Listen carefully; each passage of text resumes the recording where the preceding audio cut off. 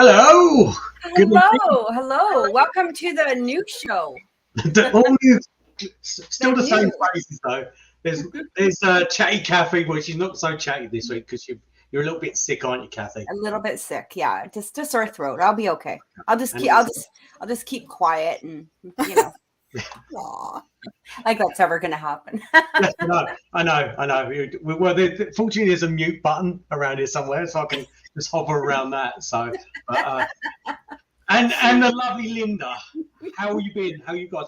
It seems like it. Well, it's been a month since I've been on live on air as well, which is seems kind of weird. It seems like everything's new and stuff like that, but I got over COVID after about 3.5 weeks. Well, I'm still kind of feeling the backmath of it, that's for sure. But yeah, no. Besides that, I haven't really been doing anything else really. What about you guys, Cathy? What have you been up to?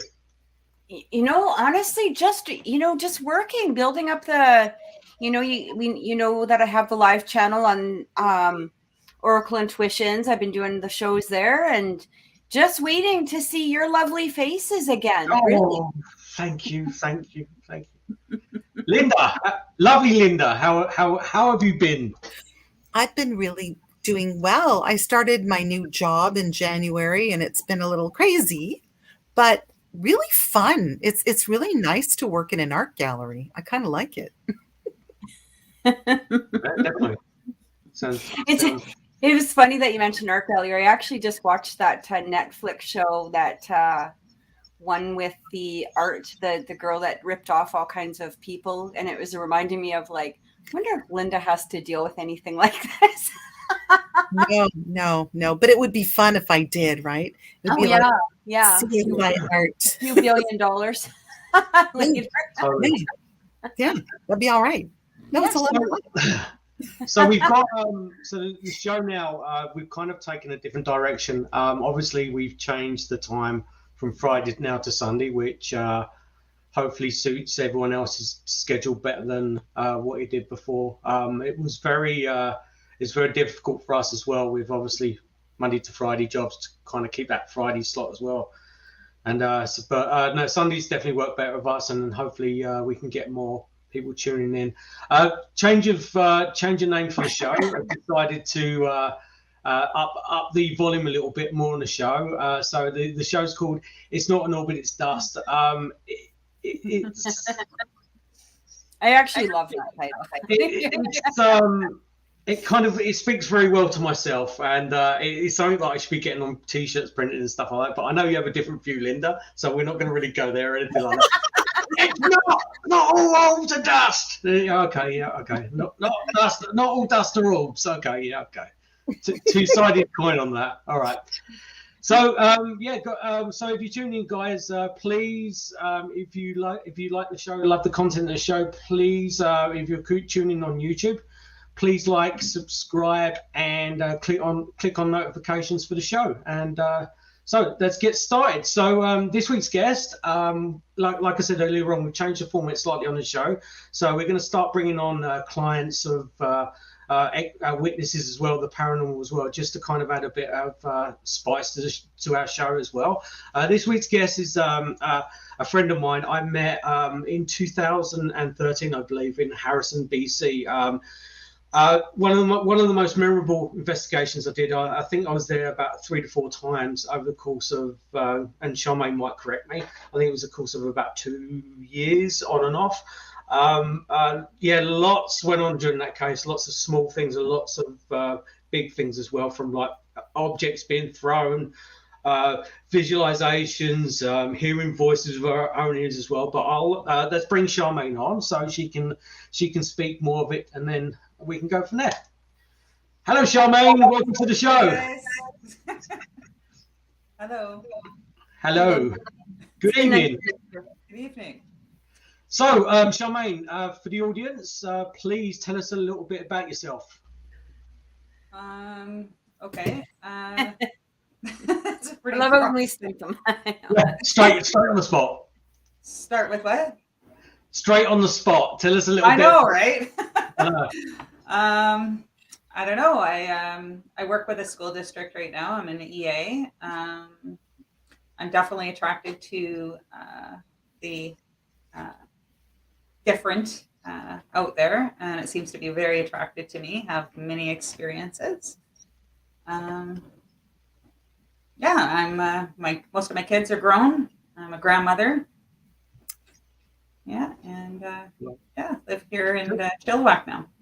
Fantastic. So, do you want to start us off just at the beginning of it was 2013, I believe, and you contacted me the later part of the year, and it was heading towards winter because when you first reached out to me, there was quite a few months before we could actually come out to you because of the winter and the bad roads and stuff like that. And I think that our first visit was it in March.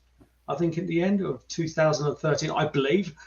Give or take a couple of months or something like that. But anyway, yeah, just start off with what happened and when you got to the point of contacting me. So yeah, tell us your story.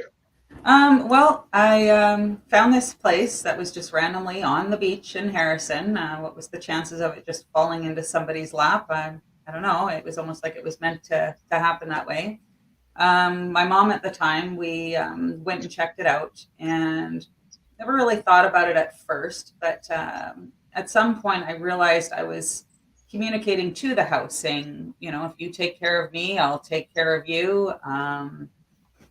Things like that. I was actually, one night I had a nightmare about the house. I was waiting to hear from the landlord about getting the home.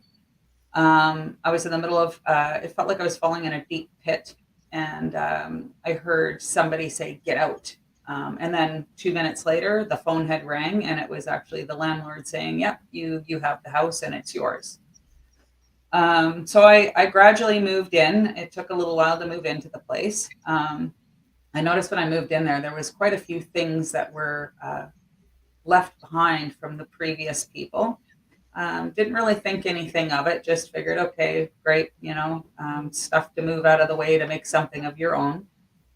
When we first moved in there, I noticed sometimes you'd hear knocks at the door, and you would go and answer the door, and there would be nobody there.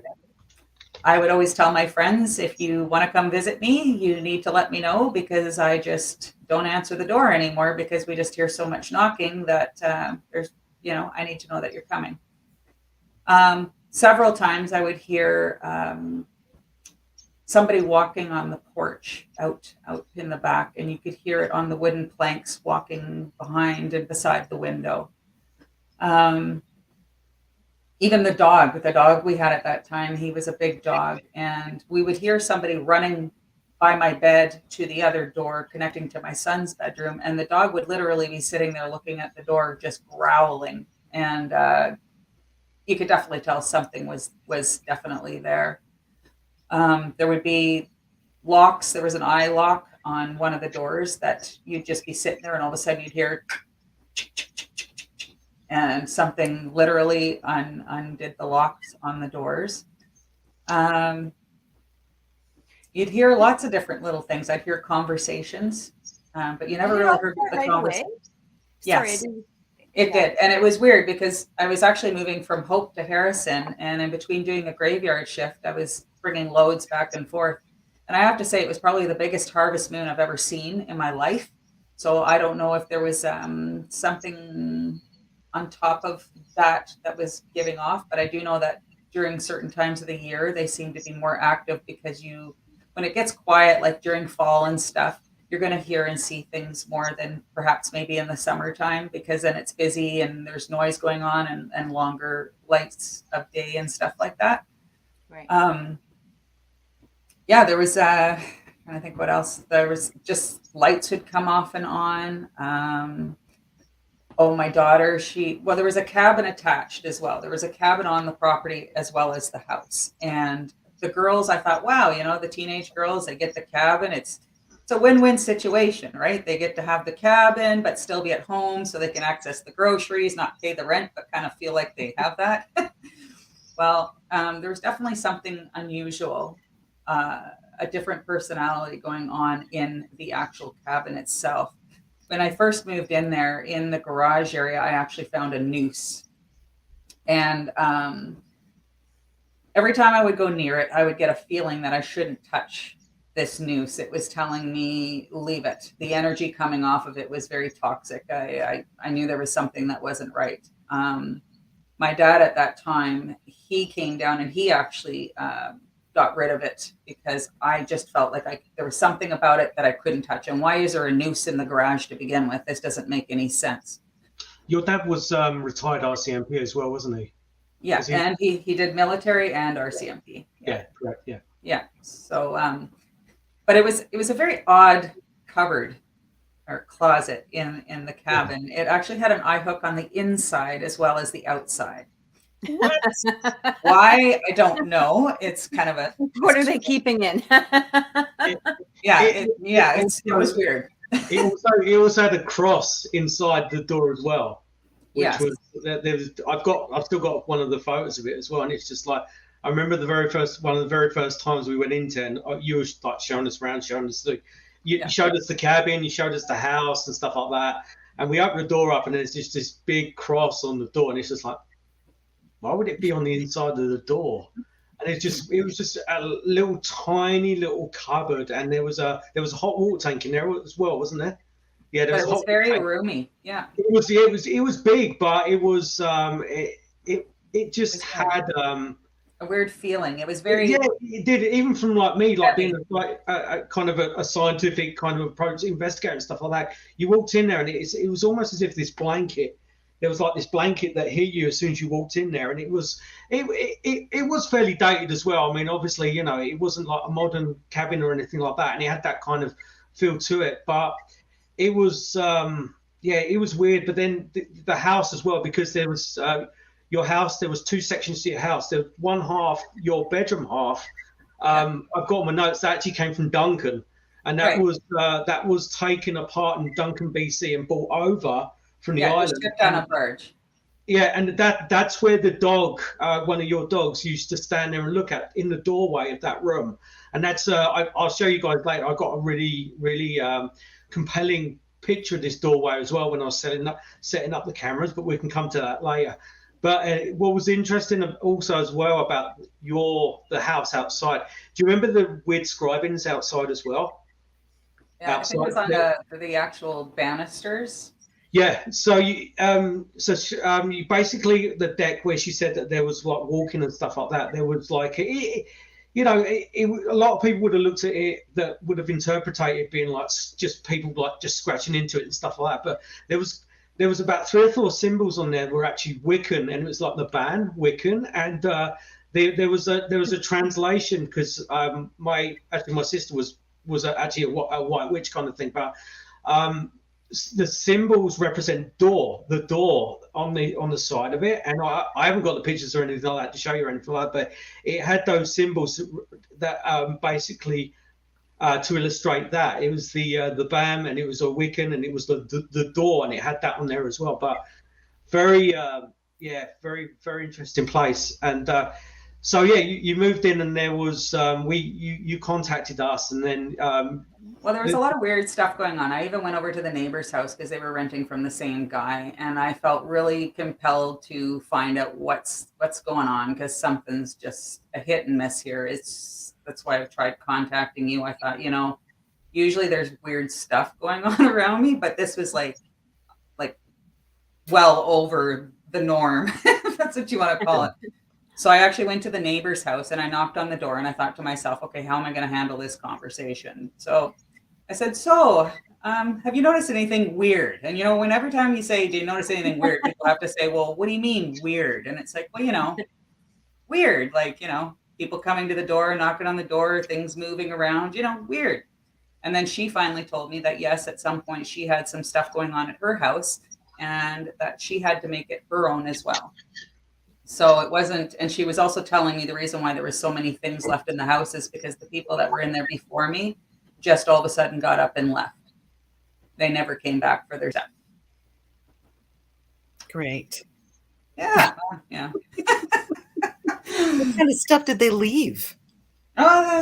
literally everything you could think of. I actually saw records there, and I've never seen records like this in my life. They were heavy. They were like something that would have been the first record made, and it had like swing dancers on it. And I found holy Bibles. I found a book in German about ghosts.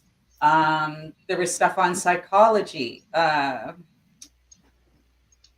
Trying to think, there was clothing, there was furniture, there was an old record player, there was a mirror, there was anything you could pot. It was pretty much furnished. Wow. There was a couple of dark books as well. There was a couple of satanic books as well in there as well, which would like totally random as well, which, you know, you could be putting 2 and 2 together and make 5, but that was kind of blended in as well.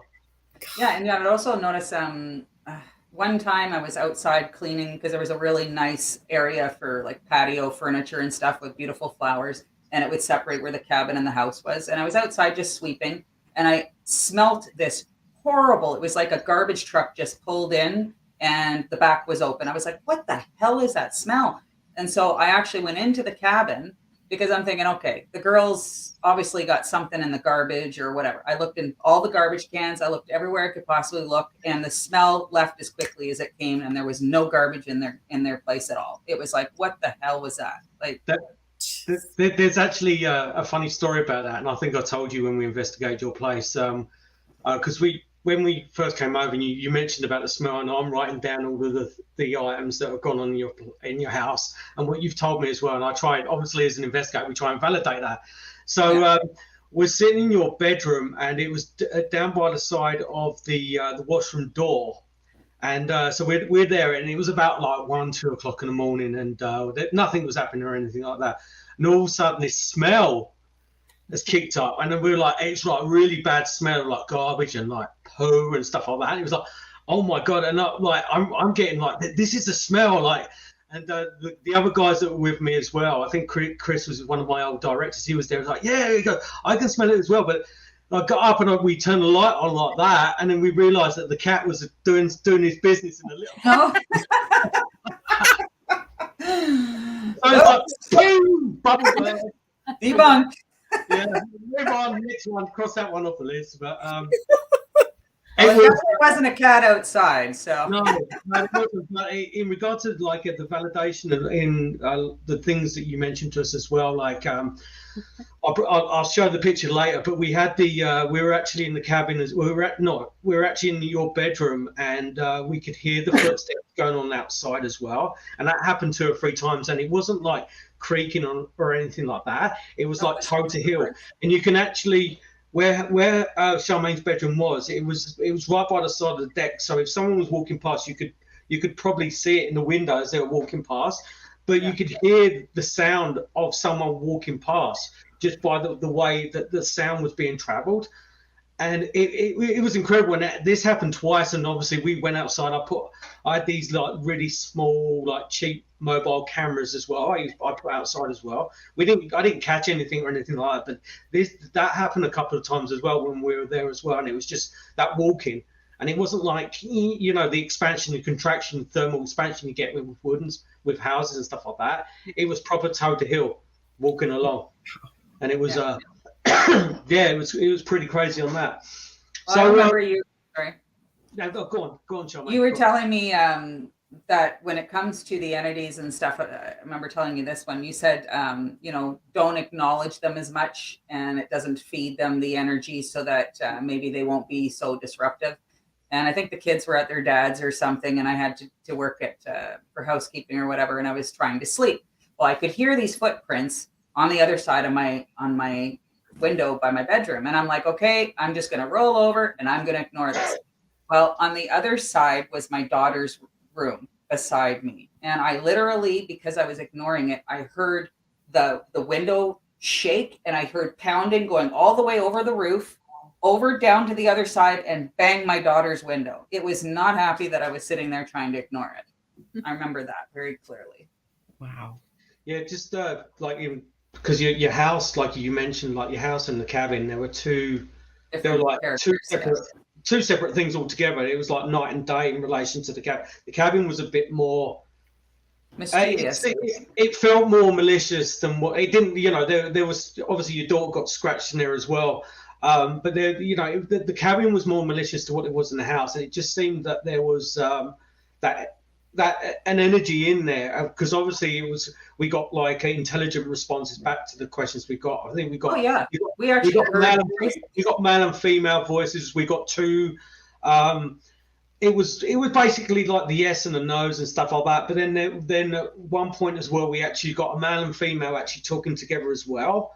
Yeah. And there was that parallel as well, as if they were having their own conversation and they were looking at us as well. And it was something like, oh, do you see them or something like that. It was like they were deferring with each other when they were looking at us, kind of thing. So it could go to that parallel universe kind of thing that someone's looking at. But it was almost as if that was what we were hearing through like the voice recorders and stuff like that. But it was crazy. So I'm going to bring up one of the pictures that I took. This one's in the house. So basically, as to what Charmain mentioned earlier on, there was a doorway to her bedroom, and that was the kind of threshold between the existing building and where the other building came from, Duncan, and that was where the center of the activity was, and that's where the dog was always looking and barking and stuff like that. I acknowledge that as well, because we were walking in and the dog, one of your dogs was just like constantly just staring there, asleep, just looking up as well.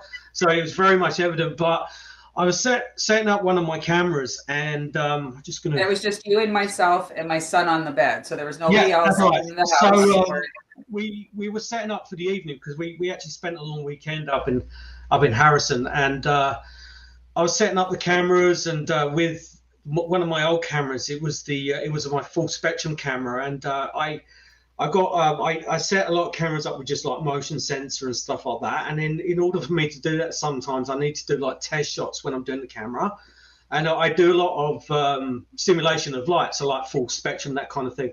So it was clicking, it was going off when I was trying to set it up, and Charmain I was pointing towards the door, and Charmain was sitting on the right hand side. And this was actually one of the pictures that I caught straight out of the gate. So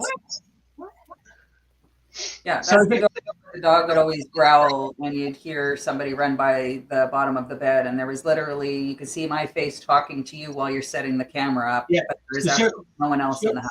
Charmain's on the right-hand side. You can see her face just slightly on the side of the backdrop.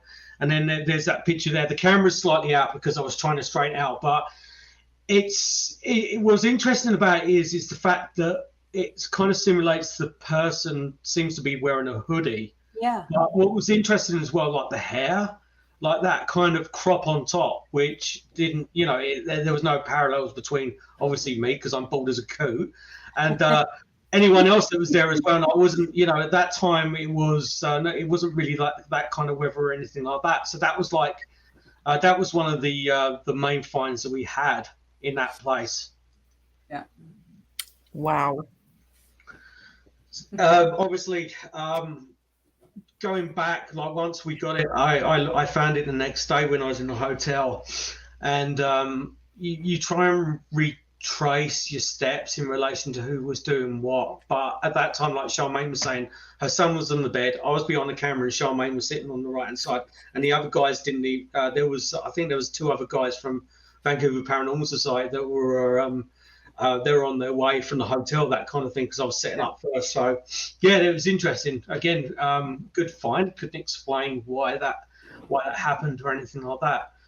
So yeah, so that was the main house. And don't forget the flashlights. You guys, when we were doing an investigation in there, we were asking it to turn the flashlight off and on. Yeah, there's a lot of skepticism towards the flashlight, that kind of thing, and it wasn't like the twisty flashlights that you see on Ghost Hunters or anything like that.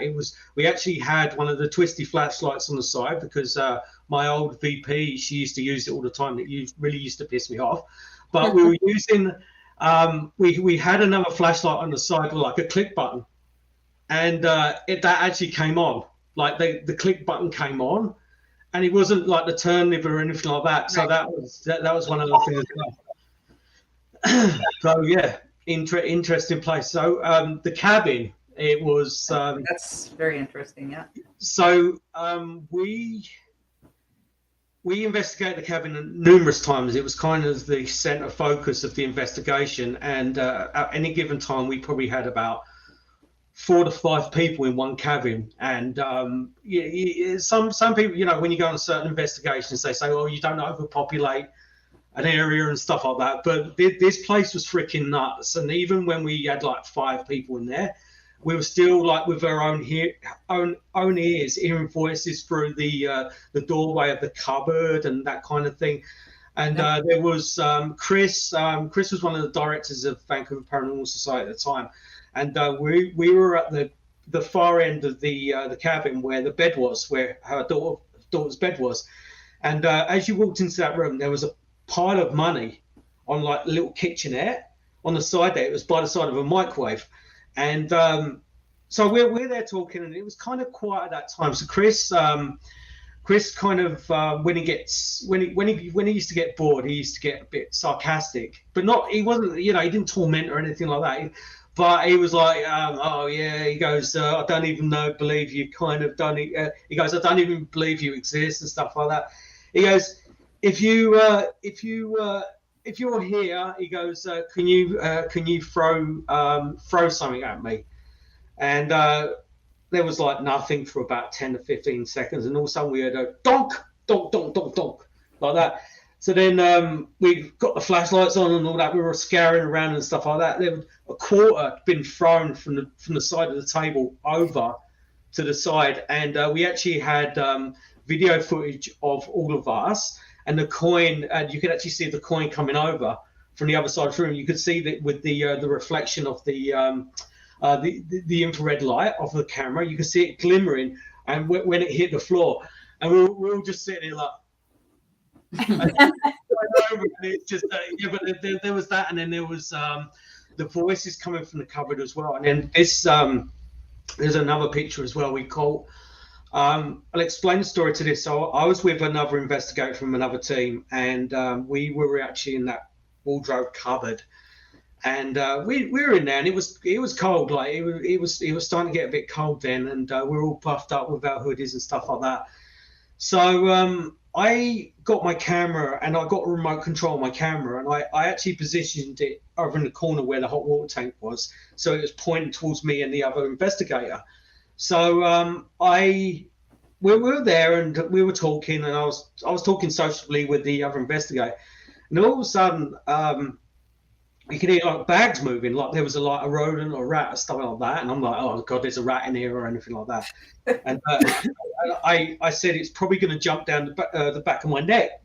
I felt like something tugged the back of my neck.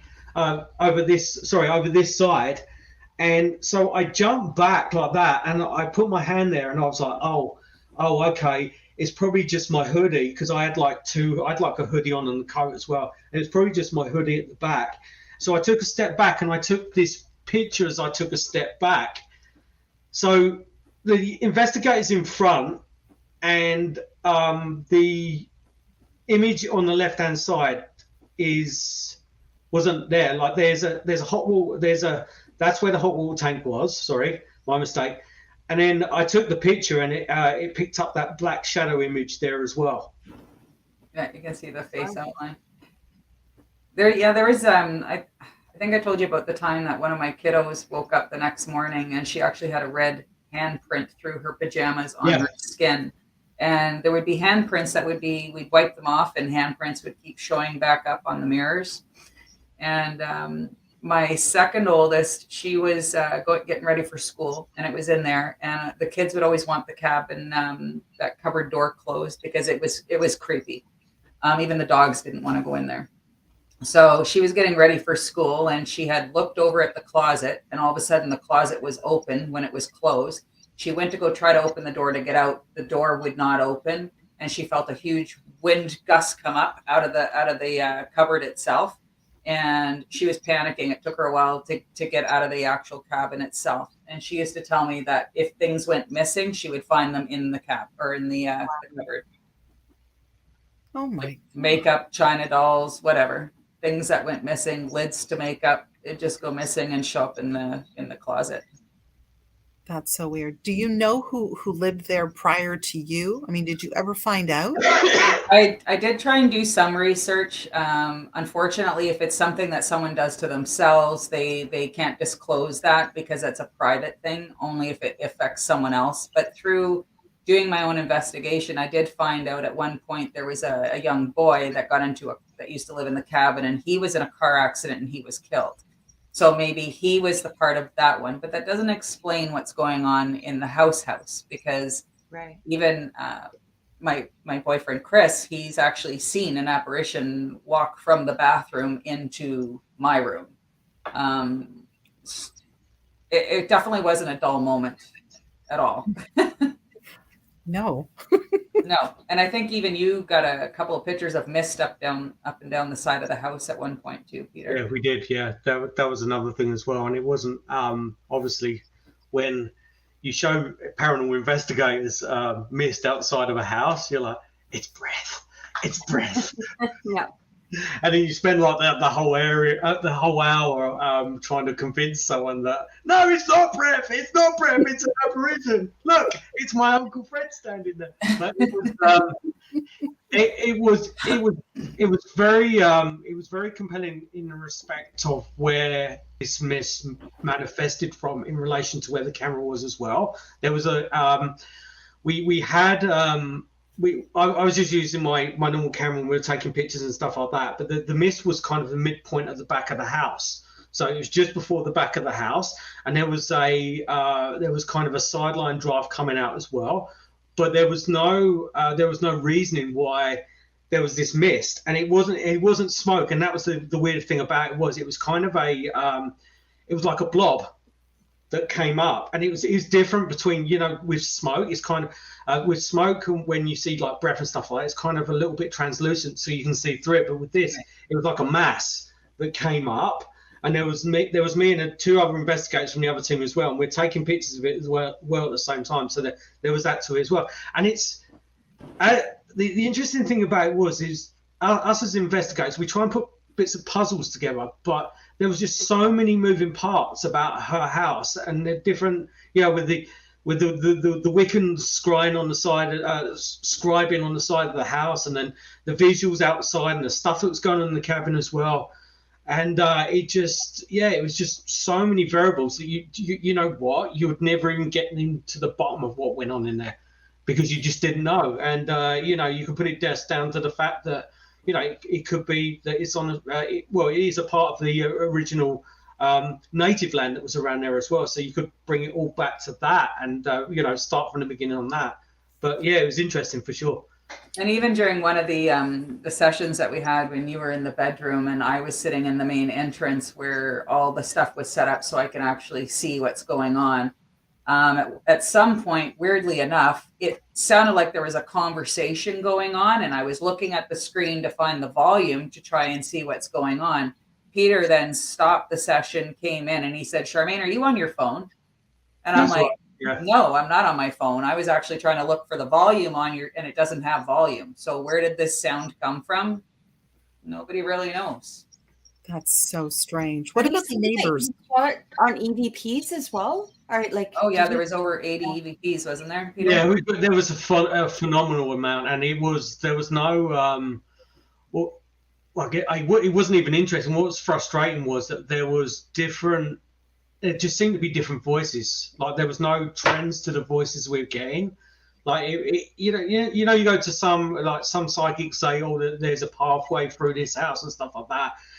We got from the main house, there was probably five or six different voices at different times, and then in the cabin it was always consistent with one or two voices, and we got like that young male, and we actually got the laughing as well, like a very malicious laugh as well, a couple of times, just on EVPs, and we can actually hear it with our own ears as well. So that was like the kind of threshold. It was like half the time you didn't even need your headphones to actually hear this stuff because you could hear it with your own ears. Right. And your brain, it just naturally, you're like, I just heard that. But your brain is like, yeah, no, you're not supposed to wrap your brain around it. But it was as clear as like I'm saying it. Because I remember we were sitting there and one of the questions was, because I sat in a session and it was when the guys were in the cabin. And one of them had said, are you here to protect this family? And all of a sudden, out of the cabin, it was a male's voice, and it was in the cupboard, and you heard, no. That's Just as right. clear as that. I've even been cleaning in there because I tried to rent it out a few times, and I actually heard it say my name. So Oh, it's definitely, even when we moved out, a lot of things, weird things were happening. Doors with no locks were locking, so you couldn't get back inside to get things. oh, jeez. My boyfriend actually heard a chickmunk voice. He couldn't understand what was said, but he was like, yeah, you know what? I'm good. I'm out. So, Oh my but I God. lived there for 4 years, and I didn't move because of them. I just moved because it was time for a new chapter. Right. Yeah, time to move on. Yeah. That's crazy. But remember at the beginning, you were talking about going over to your neighbor's house? I and did. sort of knock, knock, knock. Did you experience anything weird? What did they say? They said they experienced some weirdness too, and that they had to try and incorporate and make their home their own. But doing lots of investigating, because I ended up working at the hotel, there was lots of hauntings there. There was other people in the neighborhood. So I'm guessing because it native grounds, the house was from the 1800s. The fact that we have the water factor, there's just too many factors that is just a hot spot for entities. And Harrison is just full. Yeah. Right, because that's Harrison Hot Springs, right? Yeah. Yes, it is. Yeah. Yeah, It's, yeah. I've been there before. What a gorgeous spot. And you're right. I mean, that whole water thing. Yeah. Well, it's got all the factors that it needs. It really did. Wow. Oh my God. But you were there 4 years? Yep. And I just left because, it was time for a new change and things. And like I was saying to Peter, it doesn't matter where I go. They always seem to be attracted to me. And it's just something that, you kind of adjust to. Yeah. Do you happen to know if the people that moved in after, did they ever have experiences, or did you ever talk to them, or was there any chance of discussing anything? Or no, but I did notice that it's been sold a few times since I've moved out of there, and I've been out of there almost 6 years. wow. So it's been at least 3 different people that have been in and out of there. So my guess is things aren't, maybe they're just not compatible with each other over there. I don't know. Well, I guess the person who rented it to you didn't say a thing when you rented it, or did they? No, they didn't. And my mom, when she would come over, we knew that something was going on. She came over for some of the investigating and stuff too. And weirdly enough, the maintenance man actually lived in Agassiz, a couple of doors down from my mom. And she walked straight up to him because she was just very blunt and said how it was. And she said, that house is haunted, isn't it? And they actually said, yeah, it is. So they weren't willing to tell me that from the get-go. And I did, try to find out more information. But when it comes to stuff like that, not everybody's as open to talk about it, I guess. And Yeah. No. but No. there was no way that was in my mind. So there was just too many factors. So That and cupboard that's is when I was creepy. like, I have to call Peter because this is out of my, this is beyond what I'm normally used to. This is very active. No kidding. How many times did you investigate there, Peter? I think it was 3 or 4 times in the end, because we went there. We went there 3 times, but we were there for a long weekend. So one of the weekends we went there. We actually investigated 2 nights in a row. Yeah. The 2 nights in a row. So probably 4, maybe 5 times, 3 or 4, 5 times, something like that. Right. But it just towards the end, like I remember, like towards the end, the last time we went there wasn't as much activity as the first few times. The things started to die down, but there was always that cabin was always like that place where. Well, the girls moved out of the cabin. It was because I think the last time we went there, it was actually months later after, and you basically everyone moved out of that. Like it was inhabitable at that point. And I did end up renting it out twice. One was to a friend of mine, and he was handling it just fine. And then the other guy, it was a construction worker, and I didn't say anything because I didn't want to say anything. And all of a sudden, I I noticed he wasn't coming back anymore. He ended up paying his rent and saying, "Thanks, Charmaine. I'm take care. I'm out of here." I went back into the house, left a bunch of stuff, and he even had a smudger leaf or feather hanging from the fan in the bedroom. So I'm guessing something probably went down, but he just didn't want to say anything because I never really said anything either, right? So yeah. Oh, that cupboard Probably is thinking, how do I tell them that their house is haunted? You know, like thinking maybe you don't know, right? well, you know, I tried to, you know, hope for the best, and it didn't actually, as far as I recall, I don't think it actually hurt anybody. It left marks on people. And I remember there was this young girl, it was a friend of one of the girls, and she spent the night and she was sleeping on the side with the cupboard. She had a cell phone, but she didn't have any minutes left on her phone. Back then, that's when you'd buy your minutes or whatever. So all she had it for was just so she could see the time and if she wanted to listen to music, but she had no minutes on it. She even said in the middle of the night, all of a sudden she had a sense that something was there, thought she saw something, and her phone started ringing as if somebody was calling her, but yet she had no minutes to get a phone call. So, yeah. great. It's funny. That one of the most memorable parts is, I think it was the second or third time we were actually in the cabin, and we brought this not new investigator, not new to the field, but we brought an investigator on with us that had never been there before, or anything like that. And you know, Kathy, yourself, and Linda, when you go into any place, it's the same generic questions you ask over and over again. It's repetitive, and it's to get that kind of that response. Then you're able to gauge it, and then you can move forward with other questions and stuff like that. But it was the she actually turned around and said, do you want us to leave? And as a first question, and I was standing with Chris as we walked through the door, and bearing in mind the door was wide open, and she was standing over by where the wardrobe was, and Chris was standing right by the side of me, and we all three of us heard it, yes, like that, heard with our own ears. And Chris is like, fuck that, I'm out of here, bye. And Chris is walking up the pathway going towards his car. And I'm going, Chris, come back. And I'm like, I'm gone. And he's just, he's just yeah. I remember sleeping in there with no power on at certain points when we would have power outages, and people would be like, how the hell do you live like that? I don't know, you just kind of do. Yes. Yeah, totally. Yeah. How do you? I didn't feel I felt safe in the actual house part. I mean, there were some nights where you're just like, you'd be sitting outside and I'd have this immediate feeling over me that said, you need to leave now and you need to go inside. And shortly after that is when you'd hear the steps outside. So I think the stuff that we were hearing outside was the negative from the cabin. Yeah. And I do think that it was some sort of portal, to be perfectly honest. Yeah, no, absolutely. It's funny. It's funny that we're talking about this because someone's just said hello to me, friend Russell, and he actually investigated your place as well. Russ, I don't know if you remember Harrison. If you remember anything that went on there, just feel free to jump in when we're at Harrison Hot Spring. But anyway, no, interesting. That is incredibly interesting. So, how close are you to your neighbor?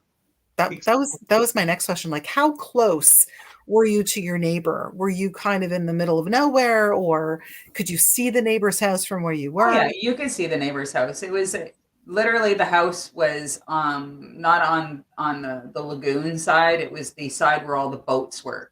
So every time I would look out my window, it would actually remind me of the perfect storm. When it would get stormy, you'd hear the boats going, you'd hear all this, and you'd hear the wind chimes going. And then all of a sudden you'd hear boots going plunk, plunk, plunk, plunk. And you're like, yeah, that doesn't seem right. No. No. And it was weird because on top of the house, there was a window, and I actually had someone go up on the roof to see what it was because we had no access to this attic or whatever it was, but it did have a window up there, and I've never had access to what was going on up there. And that was the same as above the cabin. You would always feel like you're being watched. You knew something was going on. I think my son even complained about being pinched on the back of his neck a few times. Oh, great. Things like that. Yeah. So That's weird that there would be a window, but no access to that window. And Yeah, that was it's the weird. house and the cabin, both? And then I don't know. I don't know if it was just me getting carried away in the moment, but the person that I rented from, he was a psychiatrist. I noticed in the corner of each of the house there was almost like a camera, and sometimes I actually wondered in the back of my mind if I was some sort of Experiment. project. Yeah. Yeah. It's like, can you see me now? But whatever, eh? Hopefully, It'd be funny if you find out later he's pulling a switch, going footsteps, lights. Seriously, right? Oh, No, it was just too weird. Like my son's bedroom, he had a hamster, and we put an eye hook on the door to prevent the cats or anybody getting in there. And the kids were all at school. I just finished cleaning the house. I'm sitting there, just getting ready to turn the TV on. The door is beside me, and literally, you could hear the eye hook go. It's like, oh, okay. So it just unhooked itself, and I would just kind of look at it and go, oh, okay, weird. I've actually got a picture of the cupboard. I found it. Oh, did yeah, you? I want to see. Yeah. I want to see this weird cupboard. Oh, That's my laser grid, and Yeah. I actually I put some IR lights inside, so it was kind of a rig I set up overnight. But you can see like the cross on the door and stuff like that, and that cupboard was fucking mental. Like it was honestly, it was just totally nuts. You can It see was. the hook on the inside too. Yeah, Just that's weird. Yeah, it was definitely a weird place. You'd hear things, you'd see things. The dogs didn't like being in there. I actually set up my craft room in there at one point, and I made sure the sewing machine was facing. And every time I would sew, the thread would keep breaking. So it was almost like it didn't want me to stay in there. And I think one of the things we caught in one of the things was it said it didn't like women in the cabin. that's right. And, and when my mom was alive, she was outside, and the light by the door missed her by a couple of inches. It just randomly was going to just fall on her, like the light outside. Oh. Remember that. And that was around that time as well. That's so weird. Now, with the cross on the inside of the door, that was there when you moved in?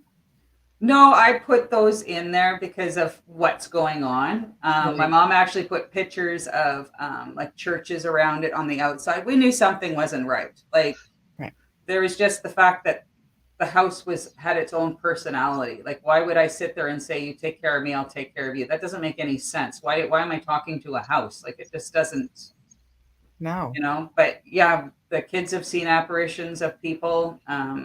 I've seen it. It's that picture with that person. That guy was free to walk around the inside of the house for sure. Yeah, Crazy. brilliant. But no harm came to the animals or anything like that. Like that wasn't. Well, one of the EVPs that said it was scared of the animals and the dogs, and only one of them was very well. When we had the first session we had multiple people come in, and one person was actually a pet psychic, and we couldn't figure out why he was always had such high anxiety and stuff. And the problem is that he's seeing it and wondering why the hell I'm not doing something. So he was heightened.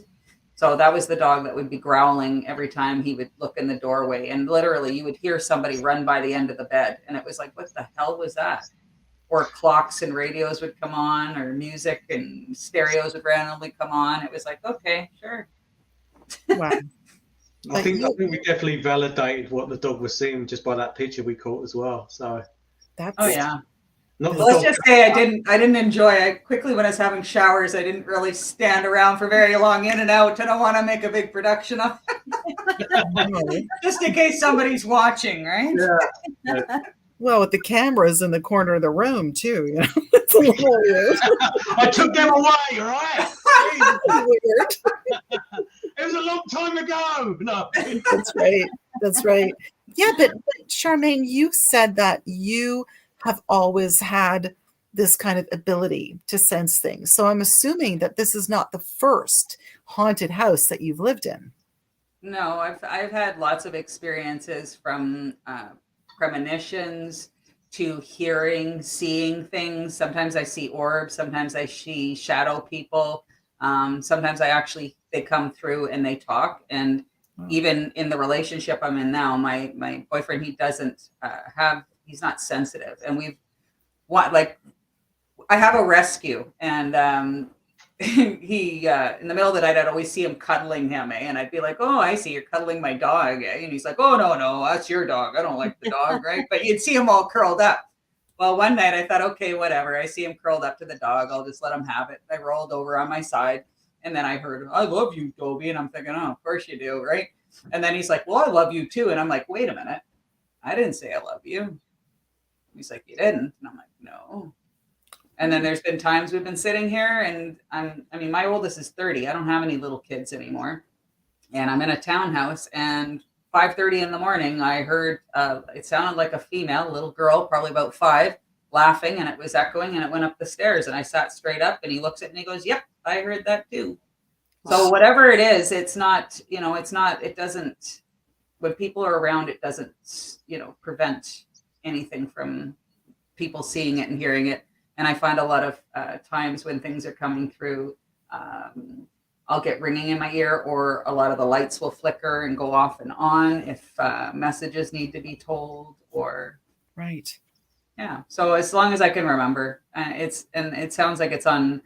Like I know there's people in my family that have it as well, so it does sound like it's been inherited and passed down. So, but trying to understand it, I actually went and did my Reiki level 1 and Reiki level 2 for a practitioner this summer that just passed, because I'm hoping that this will help with some of the spiritual understanding and be able to use the gift into a white light positive way. I'm hoping. For sure. And being an EA, that's a really, that's a really rewarding career too, but it's also emotional. It sounds to me that, you do have a highly emotional and intuitive nature. So, that's sometimes too much. Like I don't know how to regulate it yet. Like I've been told that before, that I tend to absorb the energies of people's emotions and things around me, and then I don't know where to put it sometimes, and I find it to be a bit of an overload. So I'm still working on that part. It's going to be a long life work in progress, I guess. Yeah. Yeah, but Pete, you got a lot of evidence there, though. Oh, we did. Yeah, we did at that time, and it was, places like that. They're like once in a blue moon where you hit like the jackpot with photos. Like, and I know people discredit photos and stuff like that, but when you take pictures investigations, and you know that the environment's controlled, and you know how that camera operates, and the variables involved in that. Obviously, I can't say that that's Casper the Friendly Ghost or anything like that, but I know wholeheartedly that there's no logical explanations behind those pictures, because I was a part of it. Like, I was there when those pictures were taken as well. So. And you remember when you were sitting there? We knew my mom was sick, but we didn't know what was going to happen. And you had told me that you were getting really bad stomach pains. Yeah, like that was a weird thing about it. And like, I'm not in, I'm psychic or anything like that, but it was just to the point where we're at the point of the night where we weren't saying anything anyway for the most part of investigation. We were just waiting for noises and stuff like that. And it just got like this churning in my stomach, and it was just like it felt really like bad. And I got up because you were standing by the front door, because we had all the cameras set up. There was you, and I can't remember. I think he was with your son at the time. I can't remember. I walked outside, and it was like I had to tell you about that feeling I had, and it was just really weird. And it was just like that gurgling noise inside my stomach, and I stood outside, and I was fine after that. And it was just weird, like that. Things like that. It can be explained logically and that kind of thing, and it could be a coincidence what happened after, but. Well, you even said you felt a loss, and I did, yeah. My mom died of stomach cancer. Yeah, it was that emotional side that came with it as well, which you can't like. I was fine, we were in good laughter and all that, and then the emotional side hit me as well, and it's just weird for sure. It was like grieving ahead of time. Yeah. So anyway, Russell come up with a comment. Remember the footsteps on a night vision camera? Yeah, that was the footsteps we were talking about earlier on the deck, and the figure wearing a tank top in the hallway. So that was the one that we brought up as well. Yeah, Russ, you're a bit late to the gunfight, mate. We've already spoken about that, but Thanks anyway. It just proves I'm not full of shit. So. Well, then I guess I would have to be full of it too. No, we just plotted it up one night. That's what it was. Anyway. Okay. Well, thanks guys for tuning in. Thank you everyone. Great. Thank you, Charmaine. Thank you so much. Okay. Thanks for for having the story again. Nice meeting everybody.